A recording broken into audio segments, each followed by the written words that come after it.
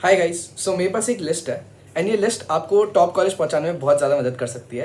And ये list genuinely बता रहा हूँ इतनी ज़्यादा हेल्पफुल है कि अगर आप एंड तक देखते हो आपको पता रहेगा आप गलतियाँ क्या कर सकते हो। देखो, लाइफ में मैं हमेशा अपने स्टूडेंट्स को ये बताता हूँ that you can only make finite mistakes but you can have infinite ways to succeed. So अभी जो फाइनाइट मिस्टेक्स अगर आप इनको अवॉइड कर लेते हो आपका सब कुछ सॉर्ट हो सकता है। सो आज हम वीडियो में सबसे पहले आपका 20 डेज स्ट्रैटेजी डिस्कस करेंगे कि कैसे आपको अभी आगे बचे हुए जो 20 डेज है उसमें बढ़ना है, आगे किस तरीके से प्लानिंग करनी है, कितने मॉक्स देने हैं, सब कुछ करेंगे। एंड लास्ट में आपको ऐसे मिस्टेक्स बताने वाला हूँ जो कि अगर आप अवॉइड कर सकते हो then you can reach the top colleges बहुत इजीली। ठीक है, सो ये लिस्ट में मैंने फोन में अपने डाल रखी है जो 8 मिस्टेक्स है। बहुत टाइम अपने एक्सपीरियंसेस के बाद मैं ये कर सकता हूँ, ये मतलब बनाया हूँ मैंने, right. So yes, before I get started, अगर कोई मेरे को जानता नहीं है, so yes guys, I am Ayushman Bhatra. I was CUT all India rank 1 in the first ever attempt जो सीयूटी का हुआ था। उसके बाद से I am studying in Shriram college of commerce, अभी 3rd ईयर में हूँ। And I love to guide students. पिछली बार भी हमने 50 बच्चों को डेडिकेटेड गाइड किया था, उसके अलावा ऑफकोर्स बहुत हुए, बट एक हमने डेडिकेटेड मेंटरशिप बैच में 50 को गाइड किया था, ऑफ विच आपके 30+ नॉर्थ कैंपस थे, जिसमें से 9 तो एसआरसीसी ही अकेले थे। सो बहुत ही अमेजिंग रहा हमारा मेंटरशिप ट्रैक रिकॉर्ड पिछले 2 साल से। एंड या इस बार और ज़्यादा उसको अमेजिंग करना है। सो ये सब डिटेल्स मैं आपको एंड में बताऊंगा, but more importantly let's get into the 20 days strategy. तो देखो, अब जब 20 डेज ही बचे हैं आपको क्या करना चाहिए। नंबर 1 चीज that should already have been done, अगर अभी तक किया नहीं हो तो सबसे फर्स्ट प्रायोरिटी आपकी पीवाईक्यूज होनी चाहिए। पीवाईक्यूज इसीलिए because they help you understand कि ट्रेंड क्या रहा है, क्या चीज़ें इंपॉर्टेंट रही है। अब पीवाईक्यूज पे गलत सॉल्व करने का भी बहुत तरीके होते हैं। There is only one right way through which you can solve PYQs. तो आपको एक्सप्लेन करूंगा उनका एक्चुअल पर्पस क्या होता है, वो हम नेक्स्ट सेगमेंट में देखेंगे। बट अभी ये चीज तो देख लो that by at least 25th of April, अगर कोई लेट देख रहा है तब भी अप्रैल एंड होने तक, लास्ट वीक के पहले आपके पीवाईक्यूज पूरे के पूरे डन हो जाने चाहिए। ठीक है, नाउ उसके बाद में अगर आप पीवाईक्यूज डन कर देते हो तो उसके बाद में नेक्स्ट चीज क्या रिक्वायर्ड रहती है, वो रहती है आपके मॉक्स। तो मॉक्स ऑफकोर्स आप जानते हो इंपॉर्टेंट होता है, बट यार मैं आप सबको ये चीज चाहूंगा कि आप लिखो, कॉमेंट में भी लिखना, PYQs and mocks are tools, ठीक है, नॉट रिसोर्स। ठीक है, आप ये लिखना, PYQs and mocks are tools not resources. मैं ये इसलिए कहना चाह रहा हूँ बिकॉज पीवाईक्यूज और मॉक्स आप मेन पढ़ते नहीं हो, they can not be your standard main go to resource. उससे आपको पता चलता है कि आपकी पढ़ाई कैसी हुई है, आपको पढ़ना कहाँ है, ये सारी चीजें। तो while you have to use this, आपके कंजंक्शन में बाकी चीजें चलनी चाहिए। सो पीवाईक्यूज एंड मॉक्स तो आपके चलते रहेंगे, पहले ज्यादा फोकस रहेगा पीवाईक्यूज पे। जैसे पीवाईक्यूज आपके डन हो जाते हैं, एंड अगेन मैं पीवाईक्यूज बता, आपको बैठ के सारे सॉल्व नहीं करने, you have to focus more on actual mocks. तो जैसे ही पीवाईक्यूज आपका ट्रेंड एनालिसिस हो गया तो आपको समझ आ गया कि कौन से टॉपिक ज्यादा इंपॉर्टेंट है, you then move to mocks. Mocks आपको एटलीस्ट ये ट्राई करना है कि अभी बाय 25th आपने सब सब्जेक्ट के एटलीस्ट 2 मॉक्स दे चुके हो। 25th के बाद में यू हैव टू ट्राई कि आप रोज हर सब्जेक्ट के एटलीस्ट एक मॉक दो। ठीक है, एक बार अगर आपने सॉर्ट कर लिया तो बहुत ज्यादा आपको क्लैरिटी मिल जाएगी प्रेपरेशन में। फिर नाउ इंपॉर्टेंट एस्पेक्ट्स क्या आते हैं आपके 20 डे प्रेप में, डिलीटेड सिलेबस। तो देखो यार, अभी बहुत लिमिटेड टाइम, अगर किसी ने डिलीटेड सिलेबस नहीं किया, जहां पे अवॉइड कर सकते हो उसको अवॉइड कर दो। फॉर एग्जाम्पल अकाउंट्स में कंप्यूटराइज या फाइनेंस में से आप एक ले सकते हो, फाइनेंशियल स्टेटमेंट्स पे, right. So take financial statement, then आपने ऑलरेडी पढ़ रखा होगा, राइट।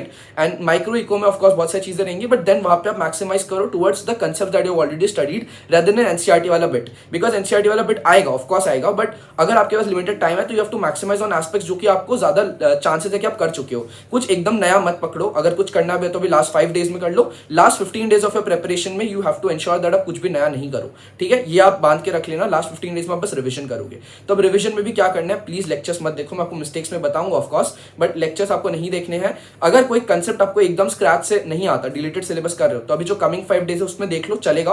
बट उसके बाद you have to ensure that कोई भी लेक्चर्स नहीं, कोई भी बुक्स नहीं, स्ट्रिक्टली आप बस क्वेश्चंस करोगे ऑब्जेक्टिव फॉर्मेट में। वहां पे जहां पे कोई आपको मिस्टेक हो रही है then revisit the concept rather than you know कि मैं सारा बुक सॉल्व करता हूं फिर देखता हूं एंड वो करता हूं। You have to be like such कि पीवाईक्यू से आपको इंपॉर्टेंट टॉपिक पता चल गया, वो जाके मैंने पढ़ लिया। मॉक से मेरे को मिस्टेक्स पता चल गया, मेरे वीक टॉपिक्स पता चल गए, वो जाके मैंने पढ़ लिया। तो उस पर फिर पढ़ने में आपको बहुत ही कम टाइम लगेगा। कोई भी इंपॉर्टेंट टॉपिक अगर आप छाट के पढ़ोगे तो आपका सिर्फ आधा घंटा लग रहा होगा हर सब्जेक्ट का। तो आई वुड से आपको 3 से 4 घंटे ओवरऑल पढ़ने हैं based on your analysis. Majority time आपको मॉक्स पे देना है, पीवाईक्यूज पे देना है।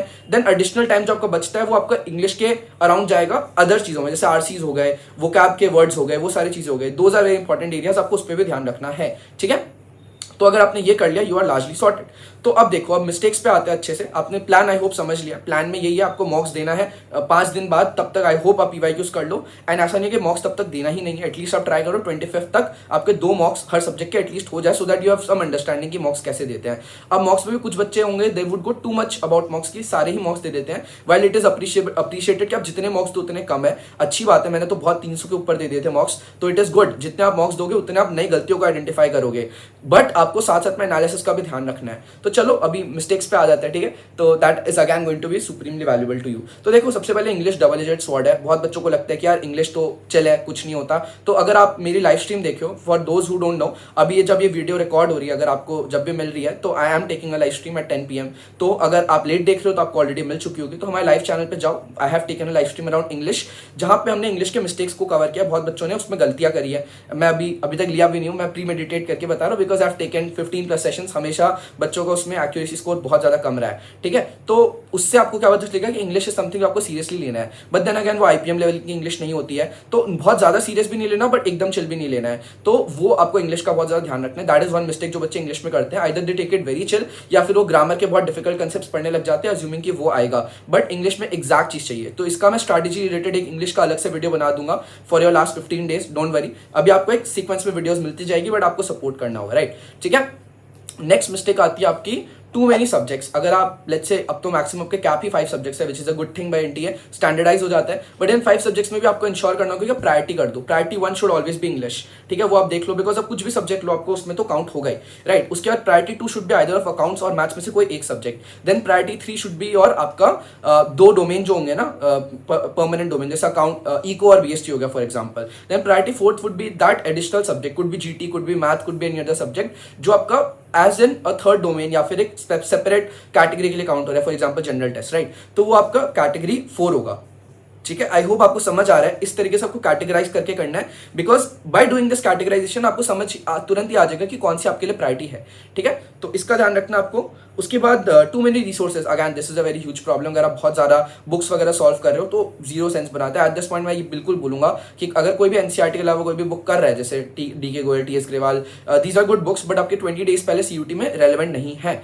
ठीक है। तो प्लस अगैन बहुत सारे MCQ बुकलेट्स आप करते हो, तो इस पर भी मैं आता हूँ, अभी मॉक्स में आपको बताऊंगा, बट मैं आपको चैप्टर वाइज के लिए बता दे रहा हूँ। There are no good books जो आपको CUT के रेलेवेंट मिलेगी। यू शुड सॉल्व जो आपके CBT बेस्ड मॉक्स होते हैं, वो जितना ज्यादा कर सको वो करो, आपको एग्जाम लाइक फील भी देगा।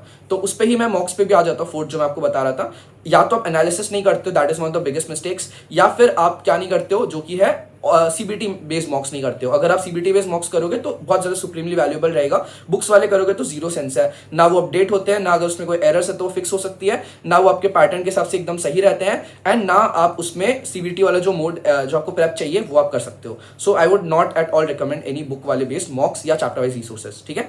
उसके बाद में NCERT की बात आती है। NCERT supremely important. अगर आप NCERT नहीं कर रहे, that again would be one of the biggest mistakes you can make. तो NCERT करो, be it accounts, maths, BST, eco, कुछ भी सब्जेक्ट हो जाए, सबके लिए NCERT करनी है। पहले मैं जरूर बोलता था, आई वुड एडमिट, इको के NCERT छोड़ दो, बट नाउ दैट आपके सारे क्वेश्चंस कंपलसरी होते हैं, 3 से 4 क्वेश्चन आपके NCERT बेस्ड आ जाएंगे। तो पहले मैंने स्ट्रैटेजी में बोला ट्राई टू कवर एवरीथिंग जो आपको आता है, उसके बाद टाइम बचे तो देख सकते हो, ठीक है। ऑल्दो नया कुछ मत सीखो लास्ट के 5-10 days 15 days में, तो अगर करना भी है तो अभी 5 days में देख लो, बट इंश्योर दैट आपने जो पहले पढ़ा है वो सही है। अगर आपको लगता है कि मेरे को बहुत ज्यादा डाउट है, पहले जो पढ़ा है वो आता ही नहीं है, सो ये मत करो that you overcome it with something new and then 5 दिन में आपका ना वो हुआ एंड ना आपने पुराना रिवाइज किया। So don't be in that situation, analyse what is better for you, वो आप अपना खुद को आंसर दे पाओगे, राइट। उसके बाद में यार PYQs का गलत यूज मैं आपको अभी पहले भी बता रहा था। अगर आप उसको ट्रेंड एनालिसिस के लिए यूज नहीं करते हो, बैठ के रादर एक्चुअली सॉल्व करो कि रियल एग्जाम ऐसे आया था, मैं इसको ही मॉक्स जैसे मान लेता हूं, तो बहुत खराब यूटिलाइजेशन है उसका, because PYQs give you a hint. हर बार वो सेम आपको ट्रेंड नहीं मिलेगा, बट उससे आपको आइडिया लग जाता है इंपॉर्टेंट क्या रहता है, किस तरीके से पेपर वो रहता है, क्राफ्ट होता है, राइट।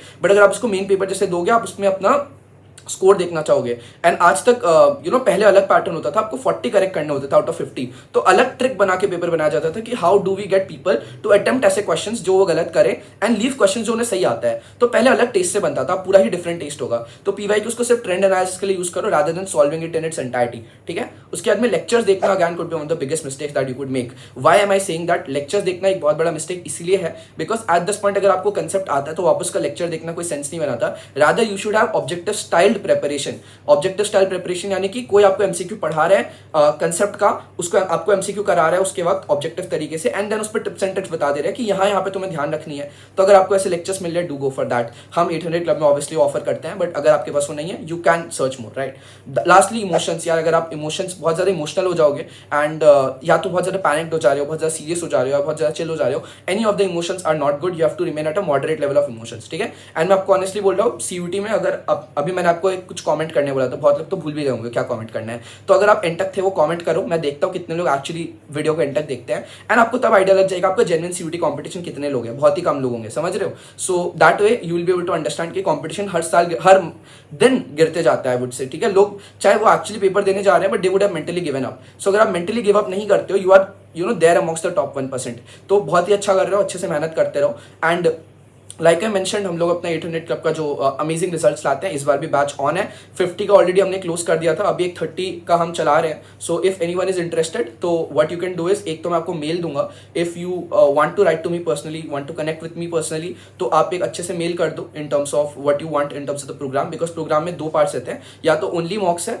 या फिर मॉक्स के साथ साथ में infinite all of it, right. आपको लेक्चर्स मिल जाते हैं, ऑब्जेक्टिव स्टाइल प्रिपरेशन, PYQs मिल जाते हैं, मॉक्स मिल जाती है, अनलिमिटेड डाउट सॉल्विंग मिल जाती है, यू गेट मेंटर्स फ्रॉम सारे टॉप कॉलेजेस जो उस कॉलेज को क्रैक कर चुके हैं, and will guide you to do that one on one as well. So बहुत ही क्लोज नेट बैच है, एंड इफ यू हैव, तो आप if you want to apply, want to get in, तो सब कुछ डिटेल्स मेरी टीम प्रोवाइड कर देगी। तो आपको नंबर दिख रहा होगा एंड आपको ईमेल आईडी दिख रही होगी, तो ये दोनों इस ईमेल आईडी पे if you want to write to me personally, तो मैं ईमेल्स चेक करता हूँ, ऐसे मैं अपनी टीम को फॉरवर्ड करूंगा, but if I like anything personally I will connect with you, बाकी my team will take calls. तो वहाँ पे जाके आपको यही लिखना है, या तो मॉक्स लिख देना है या कोर्स लिख देना है, तो they will then explain you the details. But again guys, हम ये थोड़ा वैसे ही पर्सपेक्टिव से कर रहे हैं दैट हम स्टूडेंट्स को हेल्प कर सके, लिमिटेड बैच को। सो आपको एक बार कन्विंसिंगली लिखना होगा why should we take you in, because हम लिमिटेड बच्चों को लेते हैं, एंड या this is not open for everyone, ठीक है। So I hope you like this, and कुछ भी हेल्प चाहिए लेट मी नो, यूट्यूब पे तो मैं आते ही रहूंगा, आप लोग को हेल्प करता रहूंगा, ठीक है। All the best.